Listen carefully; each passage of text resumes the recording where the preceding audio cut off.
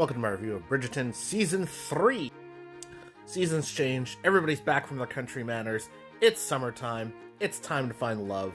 And now, perspective shifts to third son of the Bridgertons, Cullen, and third daughter of the Featheringtons, Miss Penelope. They've kind of always had a thing for each other, and so it's nice to see it potentially coming to fruition, which it does. Spoiler alert. Spoiler alerts for the whole season if you haven't seen it.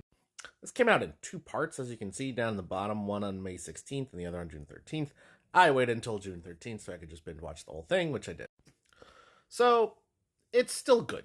It still has the same, vaguely queenly Victorian feel to it. Everything is very stylized, the emotions are high, the story is good. There's a lot of drama, there's romance, it's at this point it is Bridgerton. Like, this is what you expect out of it.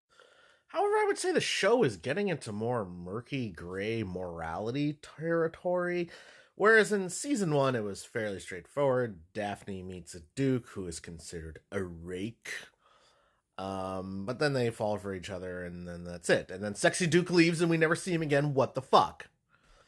Season 2, you've got Anthony, the head of the household, feeling the pressure of his household, and then eventually falling for Kate Sharma, who is just... oh boy, wow. What was I saying?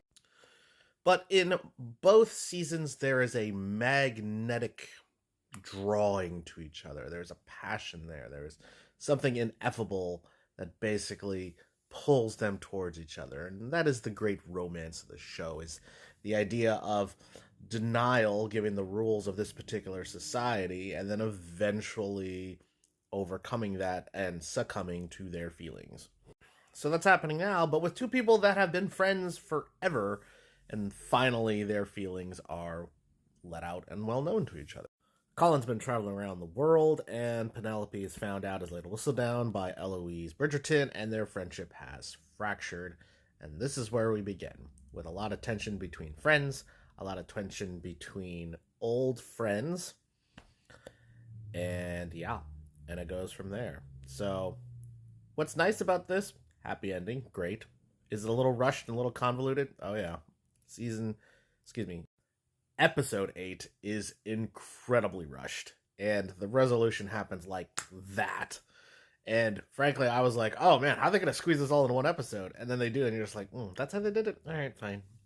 So does it end a little dissatisfyingly? Yes. But is it good overall? Is it worth watching? Of course. Is it a little trashy? Yeah. I feel like I'm watching Love is Blind, but like elevated and sophisticated. It's McDonald's if I got McDonald's at a fancy restaurant. Like, ultimately, it's not good for you. It's not nutritionally valued or anything. Like, I'm not going to sit here and call it good cinema, but it is very compelling, very emotional. It's good. It's always good. It's Bridgerton. You get what you're getting out of it. So, 8.9 out of 10.